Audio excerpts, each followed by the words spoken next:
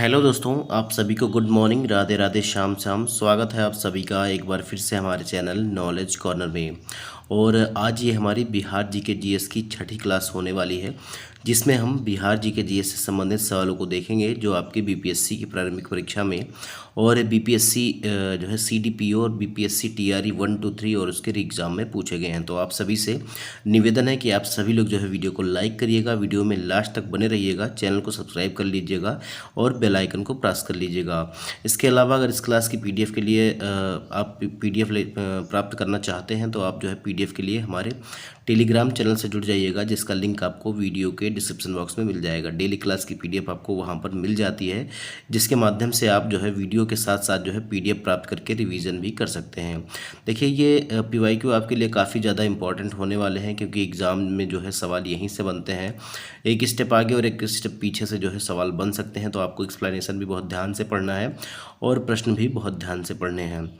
और अगर आपने पिछले की 5 वीडियो नहीं देखी हैं तो हम उसको जो है आपको वीडियो के डिस्क्रिप्शन में प्लेलिस्ट का लिंक दे देंगे, आप वहां से उसको देख लीजिएगा। इसके अलावा बीपीएससी घटना चक्र 2026 की बुक हमारे पास जो है उपलब्ध है, और उसकी जो है हमने आपको सारे पीवाईक्यू करवा दिए हैं, जिसमें आपका हिस्ट्री, ज्योग्राफी और जो है पॉलिटी आता है। उन सभी की प्लेलिस्ट आपको वीडियो के डिस्क्रिप्शन में मिल जाएगी, तो वहाँ पर जाके आप उन सभी को जो है देख सकते हैं। और वीडियो को देखने के बाद अपने दोस्तों में शेयर करिएगा। अगर वीडियो पसंद आती है तो कमेंट बॉक्स में बताइएगा कि आपको वीडियो कैसी लगी। तो देखिए, पहला सवाल थोड़ा अलग पेज पर है तो इसलिए छोटा हो जाएगा। अभी थोड़ी देर बाद जो है पहले सवाल के बाद हम जो है साइज एडजस्ट कर लेंगे। देखिए, कह रहा है कि बिहार में बल सुंदरी, ताल, करेल और बलथर पद निम्नलिखित में से किसके लिए प्रयुक्त होते हैं। तो इस तरह का सवाल आपका बीपीएससी टीआरई में पूछा गया था, लेकिन ये जो सवाल है बीपीएससी सीडीपीओ प्री 2022 का है। अब ये जो शब्द हैं ये किसके लिए प्रयुक्त होते हैं ये आपको बताना है। तो ये शब्द ना तो कृषि के लिए प्रयुक्त होते हैं, ना ही फसल के लिए प्रयुक्त होते हैं, ना ही प्राकृतिक वनस्पति के लिए। ये जो शब्द है ये मिट्टी के लिए प्रयुक्त होते हैं। तो इसका सी विकल्प सही हो जाएगा। कौन सा विकल्प? विकल्प सी जो है ये हमारा सही हो जाएगा। यहाँ पर आप देखिए, बिहार में बाल सुंदरी या बल सुंदरी, ताल, करेल, बलथर पद जो है मिट्टी के लिए प्रयुक्त किए जाते हैं। बल सुंदरी मिट्टी जो है उत्तरी बिहार के बांगर क्षेत्रों में सहरसा, पूर्णिया, दरभंगा, मुजफ्फरपुर में पाई जाती है। ताल क्षेत्र बक्सर से लेकर भागलपुर तक गंगा नदी के किनारे दक्षिणी तटबंध के निकट में निम्न भूमि का क्षेत्र है। और बलथर मृदा गंगा के मैदान की दक्षिणी सीमा एवं छोटा नागपुर पठार की उत्तरी जो है सीमा के मध्य पाया जाता है। तो इन सभी का जो है एरिया अलग अलग है और ये सभी जो है मिट्टी के ही प्रकार हैं। देखिए, बल सुंदरी, ताल, करेल और बलथर ये सभी जो है मिट्टी के लिए ही प्रयुक्त होते हैं। अगला सवाल देखिए, 13वें नंबर का सवाल है। कहा जा रहा है कि बिहार के निम्न हिस्सों में से कौन सा जो है भूतात्विक दृष्टि से अपेक्षाकृत जो है पुराना है, मतलब इनमें से सबसे पुराना कौन है ये आपको बताना है। तो इसका जो सही जवाब हो जाएगा वो कौन सा हो जाएगा, जो 13वें नंबर का सवाल है। तो देखिए, खड़गपुर की पहाड़ियाँ खड़गपुर की पहाड़ियाँ जो हैं इनमें से अपेक्षाकृत जो है सबसे पुरानी है। तो इसका सी विकल्प जो है ये हमारा सही हो जाएगा। 64वीं बीपीएससी प्री 2018 में ये सवाल पूछा गया था। देखिए, खड़गपुर पहाड़ियाँ धारवाड़ क्रम की हैं, जबकि रोहतास पठार विंध्यन क्रम का है। और उत्तर पश्चिमी पहाड़ियाँ शिवालिक हिमालय की भाग है जो तृतीय क्रम की हैं, तथा उत्तर गंगा मैदान सबसे ज़्यादा जो है नवीन है, याद रखिएगा। तो सबसे पुराना जो है ये आपका धारवाड़ की है खड़गपुर की पहाड़ियाँ, उसके बाद रोहतास का पठार विंध्यन क्रम का है। उत्तर पश्चिमी पहाड़ियाँ जो है शिवालिक हिमालय की भाग है जो तृतीय क्रम की हैं, और उत्तर गंगा मैदान जो है ये नवीनतम है। अगला सवाल देखिए, निम्नलिखित में से कौन सा जिला जो है धारवाड़ भूस्तरीय रचना वाला नहीं है। तो अभी आपने देखा कि रोहतास, देखिए रोहतास कहाँ का है, तो ये विंध्यन क्रम का है। ठीक है, रोहतास जो है ये विंध्यन क्रम का है। बाकी मुंगेर, जमुई और नवादा, मुंगेर, जमुई और नवादा जो है ये सभी किस में आते हैं, धारवाड़ में आते हैं, लेकिन रोहतास जो है ये विंध्यन में आता है। तो बी विकल्प जो है ये हमारा सही हो जाएगा। ठीक है, जो है रोहतास जो है ये विंध्यन क्रम में आता है, याद रखिएगा। देखिए, बिहार में धारवाड़ भूस्तरीय रचना वाले जिले दक्षिण पूर्व बिहार में आते हैं, जबकि रोहतास दक्षिण पश्चिम बिहार का हिस्सा है। इस क्षेत्र में विंध्यन क्रम की चट्टानें पाई जाती हैं, और बिहार में विंध्यन क्रम की चट्टानें जो है कैमूर और सोन नदी घाटी, जो कि मुख्यतः रोहतास में आपको देखने को मिलता है। तो कैमूर और रोहतास में याद रखिएगा कौन सी क्रम की चट्टानें पाई जाती हैं, तो इसमें जो है विंध्यन क्रम की चट्टानें पाई जाती हैं। तो आपका कौन सा विकल्प इसका सही हो जाएगा, बी विकल्प सही हो जाएगा। अगला सवाल देखिए, 15 16वें नंबर का सवाल है। कहा जा रहा है कि बिहार के निम्न जिलों में से किस जिले में ही जो है पीडमॉन्ट स्वयं मिट्टी पाई जाती है। पीडमॉन्ट जो है स्वयं मिट्टी पाई जाती है, ये आपको बताना है। तो ये जो है मधुबनी भी नहीं पाई जाती है, भागलपुर में भी नहीं, सीतामढ़ी में भी नहीं, ये पाई जाती है आपकी पश्चिम चंपारण में। ठीक है, पश्चिम चंपारण में जो है पीडमॉन्ट स्वयं मिट्टी जो है ये आपका पाई जाती है, याद रखिएगा। देखिए बिहार में 3 प्रकार की मिट्टियाँ पाई जाती हैं, पीडमॉन्ट या दलदली मिट्टी। अब दलदली मिट्टी कहाँ पे पाई जाएगी, जहाँ बाढ़ की समस्या होगी। तो यहाँ पश्चिम चंपारण में जो है बाढ़ की समस्या रहती है, पानी ज़्यादा रहता है, तो इसीलिए जो है यहाँ पर आपका दलदली मिट्टी जो है पश्चिम चंपारण जिले के पश्चिमोत्तर भाग में आपको देखने को मिलती है। तराई मिट्टी जो नेपाल की सीमा के साथ राज्य के उत्तरी भाग में पाई जाती है। और गंगेल जलोढ़ मैदान जो है या गंगेटिक जलोढ़ मैदान, ये दोनों नए और साथ ही पुराने से जो है आच्छादित होती है। इसमें नया जलोढ़ भी आता है और पुराना जलोढ़, जिसको हम खादर बांगर कहते हैं। ये सभी चीज़ें आप जानते होंगे। अगला सवाल देखिए, 16वें नंबर का सवाल है। निम्नलिखित में से बिहार का कौन सा भूआकृतिक खंड झारखंड के साथ अपनी सीमा साझा नहीं करता है। कौन सा भूआकृतिक खंड जो है ये जो है किसके साथ, झारखंड के साथ जो है ये सीमा साझा नहीं करता है। तो देखिए गंगा सोन विभाजन और मगध मैदान और अंग मैदान ये सभी साझा करते हैं, लेकिन मिथिला का मैदान जो है ये नहीं साझा करता है। डी विकल्प जो है ये हमारा सही हो जाएगा। बीपीएससी CDPO प्री 2018 में ये सवाल पूछा गया था। देखिए बिहार का मिथिला मैदान का भूआकृतिक खंड झारखंड के साथ अपनी सीमा साझा नहीं करता, जबकि गंगा सोन विभाजन, अंग मैदान और मगध मैदान का भूआकृतिक खंड झारखंड के साथ जो है सीमा साझा करता है। अगर आप एक बार मैप देखेंगे तो आपको क्लियर हो जाएगा कि ये कहाँ है मिथिला। ठीक है, देखिए 17वें नंबर का सवाल है। निम्नलिखित में से कौन सी वस्तु बिहार के भौगोलिक संकेत के रूप में पंजीकृत नहीं है। मतलब भौगोलिक जिसको हम GI टैग कहते हैं उसके रूप में जो है बिहार से संबंधित नहीं है। तो जर्दालू आम बिल्कुल, कटनी धान और मगही पान, इन सब के लिए बिहार को के अलग अलग जिलों को जो है GI टैग मिला है, और लेकिन मूंगा रेशम के लिए नहीं मिला है। याद रखिएगा मूंगा रेशम के लिए नहीं मिला है, तो बी विकल्प जो है ये हमारा सही हो जाएगा। ठीक है, BPSC CDPO प्री 2018 में ये सवाल पूछा गया था। देखिए असम के मूंगा रेशम को GI टैग जो है वर्ष 2007 में प्रदान किया गया था। तो मूंगा रेशम कहाँ का है, तो ये असम का है, ये याद रखिएगा। जबकि 28 नवंबर 2017 के भौगोलिक संकेत जनरल के अंक में बिहार के जर्दालू आम, कटनी धान और मगही पान का उल्लेख किया गया है, अर्थात ये तीनों कृषि उत्पाद भौगोलिक संकेत के रूप में जो है सूचीबद्ध है। अगला सवाल देखिए, कोपेन के जलवायु वर्गीकरण के अनुसार। देखिए कोपेन से जो जलवायु का वर्गीकरण है ये बहुत बार आपसे सवाल में एग्जाम में पूछा गया है। BPSC TRE 1, 2, 3 और उसके एग्जाम सभी में ये सवाल पूछा गया है, तो इसको आप लोग बहुत ध्यान से पढ़िएगा। कह रहा है कोपेन के जलवायु वर्गीकरण के अनुसार उत्तर बिहार की जलवायु किससे प्रदर्शित की जा सकती है। तो उत्तरी बिहार की जो जलवायु है ये किससे प्रदर्शित की जाती है, तो आप इसको याद कर लीजिएगा CWG से। ठीक है, CWG से। ए विकल्प जो है ये हमारा सही हो जाएगा। 63वीं BPSC में ये सवाल पूछा गया था। देखिए कोपेन के जलवायु वर्गीकरण के अनुसार उत्तर बिहार की जलवायु को CWG से जो है प्रदर्शित किया जा सकता है।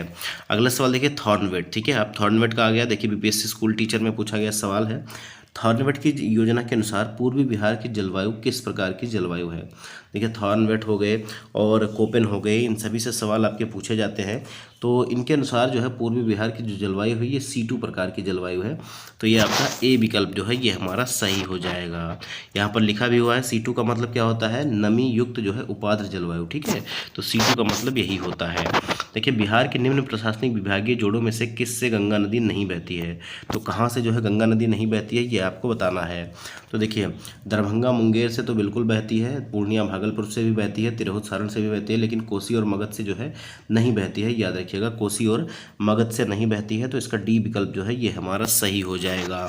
66 BPSC प्री 2020 में ये सवाल पूछा गया था।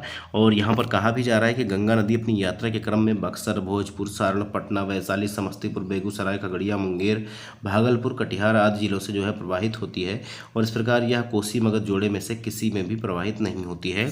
अतः विकल्प डी जो है यही सही उत्तर हो जाएगा। 21 नंबर का सवाल कह रहा है कि मुजफ्फरपुर, दरभंगा तथा चंपारण जिलों में कौन सी मिट्टी पाई जाती है।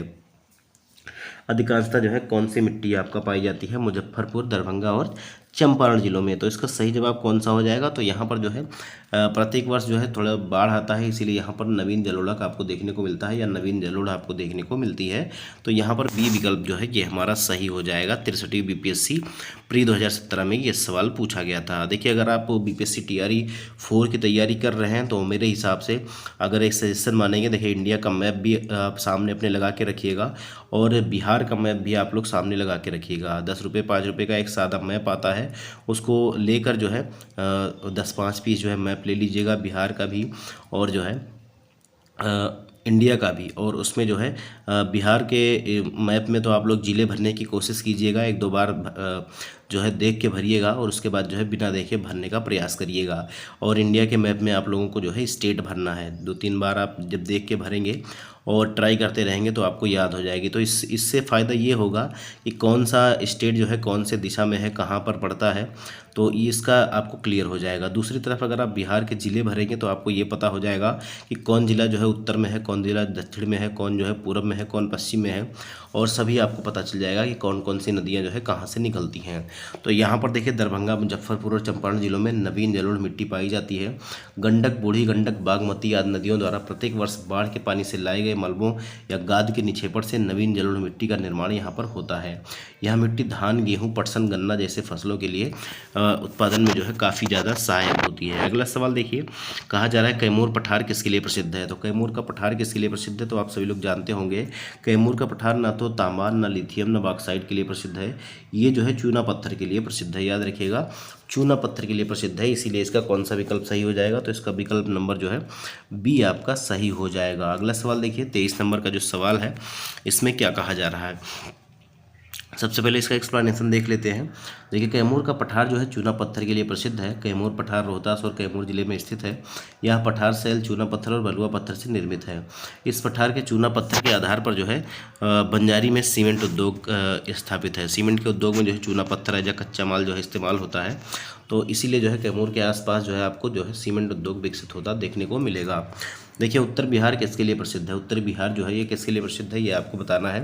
तो उत्तरी बिहार जो है ये बाढ़ के लिए प्रसिद्ध है। यहाँ पर बाढ़ बहुत आती है क्योंकि ये नेपाल से सटा हुआ इलाका है और सारी नदियाँ जब नेपाल से उतरकर बिहार में आती हैं तो वो काफ़ी मात्रा में गाद लाती हैं और फिर वो गाद जब जमा होता है तो पानी जो है इधर उधर काफ़ी ज़्यादा मात्रा में फैल जाता है। तो सी विकल्प जो है ये हमारा सही हो जाएगा, बाढ़ आ जाती है वहाँ पर। 53वीं से 55वीं BPSC प्री 2011 में ये सवाल जो है पूछा गया था। देखिए, उत्तर बिहार का लगभग 7.3% क्षेत्र जो है बाढ़ के प्रति जो है संवेदनशील है। इस क्षेत्र में प्रतिवर्ष बाढ़ आने के कारण यहाँ की फसल तथा जनजीवन जो है अस्त व्यस्त हो जाते हैं। अगला सवाल देखिए, 24वें नंबर का सवाल है, निम्नलिखित में से कौन सा शहर बिहार के सबसे पूर्वी भाग में स्थित है। निम्नलिखित में से कौन सा शहर बिहार के सबसे पूर्वी भाग में स्थित है, ये आपको बताना है। तो इसका सही जवाब कौन सा हो जाएगा, पूर्व में कौन सा जो है शहर है ये आपको बताना है। तो इसका सही जवाब हो जाएगा आपका कटिहार। ठीक है, कटिहार जो है सबसे पूर्व में है, तो सी विकल्प इसका जो है ये हमारा सही हो जाएगा। 56वीं से 59वीं BPSC में ये सवाल पूछा गया था। देखिए, बिहार के सबसे पूर्वी भाग में कटिहार स्थित है और कटिहार के दक्षिण पश्चिम में भागलपुर तथा दक्षिण पूर्व में पूर्णिया स्थित है। पटना लगभग मध्य में स्थित है, ये चीज़ आप लोग याद रखिएगा। देखिए, बिहार की सुमेश्वर श्रेणी है, बिहार की जो है सुमेश्वर श्रेणी है, तो पारसनाथ पहाड़ी से पुरानी है या राजमहल पहाड़ी से पुरानी है या खड़गपुर पहाड़ी से पुरानी है, तो इन सबों से नई है, ऐसा इसमें भी दिया गया है ऑप्शन में। तो इसमें से कौन सा जवाब सही हो जाएगा, तो अगर सुमेश्वर श्रेणी की बात की जाए तो पारसनाथ पहाड़ी, राजमहल की पहाड़ी और खड़गपुर पहाड़ी से ये जो है नई है, याद रखिएगा। तो इसका डी विकल्प जो है ये हमारा सही हो जाएगा। कौन सा विकल्प, विकल्प डी हमारा जो है ये सही हो जाएगा। 42वीं BPSC प्री 1997-98 में ये सवाल पूछा गया था। बिहार की सुमेश्वर श्रेणी जो है, देखिए इसका एक्सप्लेनेशन भी देख लीजिए। बिहार की जो सोमेश्वर श्रेणी और शिवालिक श्रेणी है, इसका निर्माण जो है एक ही काल में हुआ है और उस काल को हम कहते हैं प्लीस्टोसीन काल। अतः यह उपयुक्त पहाड़ी जो है तीनों पहाड़ियों से नई है, याद रखिएगा। तो ये चीज़ें आप लोगों को पता होनी चाहिए। अगला सवाल देखिए, पटना का स्थानीय समय है। पटना का स्थानीय समय कैसा है ये आपको बताना है। पटना का जो स्थानीय समय है, अगर हम वैसे देखेंगे तो भारतीय मानक समय से थोड़ा आगे है। ठीक है, भारतीय मानक समय से थोड़ा आगे है। तो अगर वैसे देखा जाए तो पूरे भारत में जो है एक ही मानक समय जो है लागू होता है, लेकिन अगर देखें देशांतर के हिसाब से तो पटना का जो स्थानीय समय है वो थोड़ा सा जो है भारतीय मानक समय से आगे है। तो ए विकल्प जो है सही हो जाएगा। ठीक है, ए विकल्प जो है वो हमारा सही हो जाएगा इस सवाल के लिए, सवाल नंबर 26 के लिए। देखिए, पटना का मानक समय भारतीय मानक समय से निर्धारित होता है और भारत का जो मानक समय है ये 82 डिग्री 30 डिग्री पूर्वी देशांतर से, 82 डिग्री 30 मिनट पूर्वी देशांतर से जो प्रयागराज एवं मिर्ज़ापुर से होते हुए गुजरती है उसी से निर्धारित होता है। भारत का मानक समय ग्रीनिच मीन टाइम से जो है 5.5 घंटा आगे है, जबकि पटना का स्थानीय समय भारतीय मानक समय से आगे है, क्योंकि पटना जो है ये 85 डिग्री पे पड़ता है। देखिए 82 डिग्री रहे थे, लेकिन है ये 85 डिग्री पर थोड़ा सा जो है आगे होगा, याद रखिएगा। अगर 82 डिग्री से कम देशांतर होगा थोड़ा सा पीछे होगा, ये चीज़ याद रखिएगा। अगला सवाल देखिए, बिहार का कौन सा शहर 5 पहाड़ियों से घिरा हुआ है? बिहार का कौन सा शहर जो है ये 5 पहाड़ियों से घिरा हुआ है, ये आपको बताना है। तो इसका जो सही जवाब हो जाएगा वो कौन सा हो जाएगा? तो यहाँ पर अगर हम देखें तो बिहार का जो राजगीर शहर है ये 5 पहाड़ियों से घिरा हुआ है, याद रखिएगा राजगीर। लेकिन राजगीर तो कहीं दिया नहीं है ऑप्शन में, तो आपका कौन सा विकल्प सही हो जाएगा? उपयुक्त में से कोई नहीं। जो बिहार का राजगीर है ये 5 पहाड़ियों से घिरा हुआ है। अगर हम 5 पहाड़ियों के नाम की बात करें तो विपुलगिरी, रत्नागिरी, उदयगिरी, स्वर्णगिरी और वैभवगिरी, ये 5 पहाड़ियाँ हैं जिनसे जो है राजगीर जो है घिरा हुआ है। तो ये यहाँ पर देखिए उपयुक्त में से कोई नहीं, इसका ई विकल्प जो है ये हमारा सही हो जाएगा। छाछठवीं बीपीएससी री एग्जाम प्री 2020 में ये सवाल पूछा गया था। देखिए एक्सप्लेनेशन भी देख लीजिए, मैंने आपको बता दिया है लेकिन आप देख लीजिए। देखिए बिहार का राजगीर शहर जो है 5 पहाड़ियों से घिरा हुआ है, जिसका उल्लेख महाभारत और रामायण में भी मिलता है। राजगीर की पहाड़ियाँ विश्व में प्रसिद्ध हैं। इन 5 पहाड़ियों के नाम हैं विपुलगिरी, रत्नागिरी, उदयगिरी, स्वर्णगिरी और वैभवगिरी।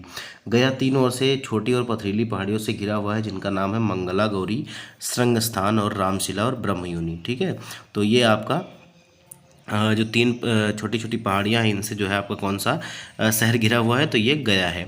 अगला सवाल देखिए, कहा जा रहा है बिहार के निम्नलिखित जिलों में से कौन सा जिला नेपाल के साथ सीमा साझा नहीं करता है? तो नेपाल के साथ सीमा कौन साझा नहीं कर सकता है? देखिए अब अगर आप ऑप्शन के हिसाब से देखेंगे तो पूर्णिया जो है ये बंगाल से सीमा साझा करता है, ये नेपाल से नहीं करता है। बाकी मधुबनी, सीतामढ़ी और किशनगंज ये सभी जो है नेपाल के साथ सीमा बनाते हैं। तो यहाँ पर डी विकल्प इसका जो है ये हमारा सही हो जाएगा।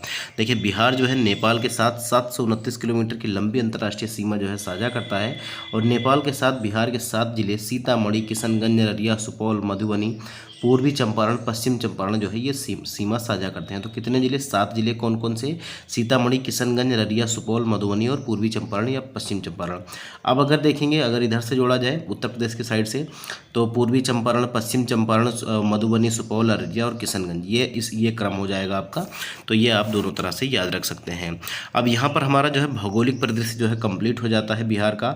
अब हम जो है आर्थिक परिदृश्य देखेंगे, लेकिन आर्थिक परिदृश्य में बात यह है कि हर साल जो है नए आंकड़े जारी होते हैं और हर साल जो है डेटा बदलता रहता है। तो इसका अब क्योंकि ये PYQ है तो यहाँ पर थोड़ा सा आपको जो है अलग अलग आंकड़े देखने को मिल सकते हैं, तो आप उसके लिए जो है कंफ्यूज मत होइएगा, क्योंकि आंकड़े हर साल बदलते रहते हैं। तो मैं आपको बाद में जो है जो नए नए क्वेश्चन बनेंगे उनसे सवाल भी करवा दूंगा। तो चलिए हम शुरू करते हैं। बिहार का जो है आर्थिक परिदृश्य कैसा है ये आप देखेंगे। देखिए पहला सवाल कह रहा है कि बिहार में मानव विकास उप मिशन के अंतर्गत कितने विभाग शामिल किए हैं?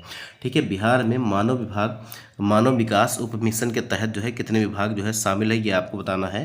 तो इसका सही जवाब कौन सा हो जाएगा? तो इसका सही जवाब हो जाएगा 7 जो विभाग हैं वो शामिल है। कौन कौन से? तो मैं आपको एक्सप्लेनेशन के माध्यम से बताता हूँ। देखिए 67वीं बीपीएससी प्री 2022 का ये सवाल है, और इसमें अगर हम देखें तो स्वास्थ्य विभाग, शिक्षा विभाग, समाज कल्याण विभाग, अनुसूचित जाति या जनजाति कल्याण विभाग, इसके अलावा पिछड़ा वर्ग एवं अति पिछड़ा वर्ग जो है कल्याण विभाग, अल्पसंख्यक कल्याण विभाग और आपदा प्रबंधन विभाग, ये 7 विभाग ऐसे हैं जो है मानव विकास उप मिशन के अंतर्गत जो है शामिल हैं। अगला सवाल देखिए, बिहार बजट 2024-25 में किस क्षेत्र को सबसे अधिक जो है आवंटन प्राप्त हुआ है? ये देखिए 2024-25 का ये सवाल है जो 2024 में पूछा गया था। तो अब ये करंट अफेयर्स का सवाल बन जाएगा। जब भी एग्जाम आएगा तो हम उसी हिसाब से 2025-26 के बजट के जो पेश किए जाएंगे हम उसके लिए जो है बात करेंगे।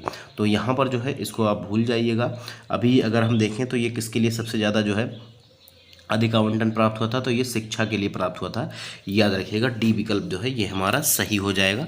17वीं बीपीएससी में ये सवाल पूछा गया था। देखिए विभाग को जो है टोटल अगर देखा जाए तो जो है 52,639 करोड़ रुपए जो है शिक्षा विभाग को जो है व्यय राशि दी गई थी, याद रखिएगा। अगला सवाल देखिए, बिहार की उस योजना का नाम बताइए जो निर्यातोन्मुखी इकाइयों की स्थापना के लिए अपेक्षित उच्च स्तरीय और संरचनात्मक सुविधाओं के निर्माण पर ध्यान देती है। तो ये कौन सी योजना है ये आपको बताना है। तो इसका नाम है एक्सपोर्ट प्रमोशन इंडस्ट्रियल पार्क। ठीक है, EPIP। ठीक है, EPIP इसका नाम है। एक्सपोर्ट प्रमोशन इंडस्ट्रियल पार्क जो है इसका सही जवाब हो जाएगा। बी विकल्प जो है ये हमारा सही हो जाएगा। 53वीं से 55वीं बीपीएससी में ये सवाल पूछा गया था। अगला सवाल देखिए, बिहार का प्रति व्यक्ति शुद्ध राज्य घरेलू उत्पाद स्थिर कीमतों पर देश की तुलना में कम है और वर्ष 2018-19 में यह था। अब देखिए 2020 का ये सवाल है, तो ये भी हम जो है स्किप करेंगे। वर्ष 2018-19 में यह था, तो कितना था ये आपको बताना है। तो ये था जो है राष्ट्रीय औसत आय का जो है ये जो है राष्ट्रीय औसत का जो है 33% था, याद रखिएगा। लेकिन अभी के परिप्रेक्ष्य में ये सवाल सही नहीं है, ये चीज़ आप याद रखिएगा। देखिए 2023-24 के अनुसार वर्ष 2021-22 में जो है स्थिर मूल्यों पर बिहार का जो प्रति व्यक्ति निवल आयत राज्य घरेलू उत्पाद था ये 28,679 रुपये था और राष्ट्रीय औसत जो है कितना है, ये 92,583 रुपये का, तो मात्र 30% था। जबकि 2022-23 में यह बढ़कर जो है 31% हो गया है। तो ये अलग अलग अगर अभी के लिए आप गूगल करके देखेंगे तो ये आंकड़े जो है घटते बढ़ते रहते हैं, 30 से 35% के बीच में वेरी करते रहते हैं। अगला सवाल देखिए, बिहार के सकल घरेलू उत्पाद जीडीपी में कृषि का योगदान कितना है। तो इसका जो सही जवाब हो जाएगा ये कौन सा हो जाएगा। देखिए यहाँ पर 19% दिया गया है, लेकिन ये 19% नहीं है, ये लगभग जो है 20% है। ये चीज़ आप लोग याद रखिएगा, ठीक है। तो इसका ए विकल्प जो है सही हो जाएगा। देखिए बिहार आर्थिक सर्वेक्षण 2023-24 के अनुसार बिहार के सकल घरेलू उत्पाद में जो है कृषि का योगदान लगभग 20% है। विदित हो कि द्वितीयक तथा तृतीयक क्षेत्र का हिस्सा क्रमशः लगभग 20% और 60% है। विदित हो कि कई समाचार पत्रों में बिहार की जीडीपी में कृषि का योगदान 19% दर्शाया गया है और बिहार लोक सेवा आयोग ने प्रारंभिक उत्तर कुंजी में इसका विकल्प जो है डी उत्तर दिया है, जो कि गलत हो जाएगा। डी उत्तर देखिए 26% है, 26% नहीं है, ये 20% है। तो नियर बाई जो है हम 19% जो है सही कर सकते हैं। अगला सवाल देखिए, 2019-20 में बिहार के जीएसडीपी में किसका योगदान जो है 60.2% था, ये आपको बताना है। तो अगर हम देखें तो ये जो है सेवा क्षेत्र का योगदान सबसे ज़्यादा था और अभी भी सेवा क्षेत्र का ही योगदान सबसे ज़्यादा है। तो ए विकल्प जो है ये हमारा सही हो जाएगा। देखिए बिहार आर्थिक सर्वेक्षण 2020-21 के अनुसार वर्ष 1919-20 में बिहार के जीएसडीपी में कुल सेवाओं का जो प्रतिशत हिस्सा था तृतीयक जो है क्षेत्र का, जो सेवा क्षेत्र आता है तृतीयक क्षेत्र होता है, इसमें लगभग जो है 60% था। जबकि प्राथमिक क्षेत्र में 19.5% तथा द्वितीयक क्षेत्र में 20.30% हिस्सा था, जिनमें कृषि वानिकी और मत्स्याखेड़ मतलब मछली पालन मछली पकड़ना इसमें जो है 18.7%, विनिर्माण क्षेत्र में जो है 20.30% जो है हिस्सा था। अगला सवाल देखिए, बिहार राज्य के सकल राज्य मूल वर्धित जीएसवीए में कृषि और संबद्ध राज्य क्षेत्रों का योगदान वित्तीय वर्ष 2017-18 में कितना था। ठीक है, तो ये भी आपका अलग आंकड़े बदलते रहते हैं। 2017-18 का ये सवाल है, तो उस टाइम के हिसाब से हम अगर देखें तो इसका जो है कौन सा विकल्प सही हो जाएगा वो छोड़ दीजिए। 2023-24 के अनुसार देखिए, 2023-24 के अनुसार अगर हम बात करें तो यहाँ पर देखिए सकल राज्य मूल्यवर्धन में कृषि और सावधि क्षेत्र का कितना पड़ता है, तो ये 18.84%, 21.79% और 2020.56% और 19.85% जो है शामिल है, याद रखिएगा। ठीक है, तो यहाँ पर देखिए 2019-20 के लिए, 2020-21 के लिए, 21-22 और 22-23 के लिए यहाँ पर जो है आंकड़े आपके दिए गए हैं। 2022-23 की अगर हम बात करें तो यहाँ पर 19.85 जो है प्रतिशत है। अगला सवाल देखिए, बिहार अर्थव्यवस्था की विकास दर 2018-19 में जो है स्थिर कीमतों पर कितनी थी। तो ये भी पुराना ही सवाल है, तो पुराना सवाल क्योंकि PYQ है तो इसीलिए ये शामिल किए जा रहे हैं दोस्तों, और मैं भी इसमें कुछ नहीं कर सकता हूँ। तो इसका जो है 10.53% किया गया है, लेकिन अभी 2022-23 के हिसाब से देखें तो ये जो है 10.6% जो है अनुमानित है। अब ये आंकड़े बदलते रहते हैं करंट अफेयर्स में, जब बिहार के करंट अफेयर्स में आपको पढ़ाऊँगा तो ये सारे आंकड़े जो है मैं आपको बता दूंगा। अगला सवाल देखिए, भारत में चालू मूल्यों पर प्रति व्यक्ति न्यूनतम आय वाला राज्य कौन सा है। भारत में चालू मूल्यों पर जो है प्रति व्यक्ति आय वाला न्यूनतम आय वाला राज्य कौन सा है, ये आपको बताना है। 10वें नंबर का ये सवाल है, तो इसका जो सही जवाब हो जाएगा ये आपका कौन सा हो जाएगा, तो ये आपका बिहार हो जाएगा। ठीक है, ये आपका बिहार हो जाएगा। ए विकल्प जो है सही हो जाएगा। प्रश्नकाल तथा आर्थिक सर्वेक्षण 2022-23 के अनुसार भी विकल्प ए ही सही है, और 2000 अगर हम देखें 23-24 के अनुसार भी, तो यही आपका जवाब जो है सही होने वाला है।